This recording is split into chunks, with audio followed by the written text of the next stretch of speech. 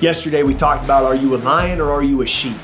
Today, I want to tell you about a lion friend of mine and one of the important life lessons that I learned from her about motivation and commitment. You see, pillar 2 of the 10 pillars of mental performance mastery that I teach in my 30-day athletes course, that I teach in my MPM coaches certification. Pillar 2 is motivation and commitment.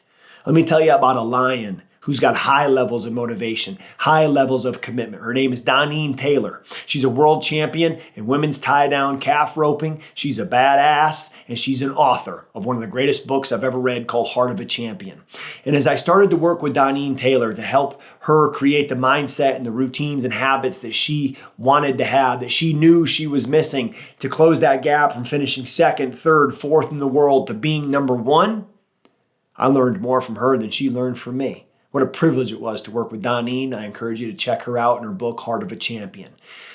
One of the things she said that stuck with me that I've shared with all of my clients since, and I want to share with you today, is how important it is to recommit to your commitments on a daily basis. Look, motivation can get you going.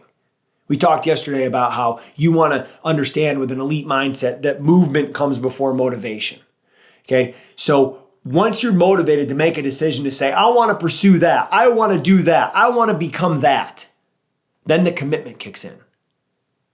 And you have to recommit to your commitments on a daily basis. So what's something that you were motivated to do a day, a week, a month, a year ago, and that motivation has wandered?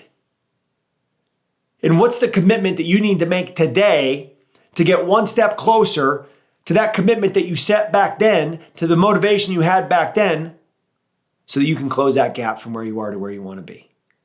Look, motivation is like bathing. Zig Ziglar used to say, motivation, it's like bathing. It's like brushing your teeth. If you don't do it every day, you start to stink. And that is so true.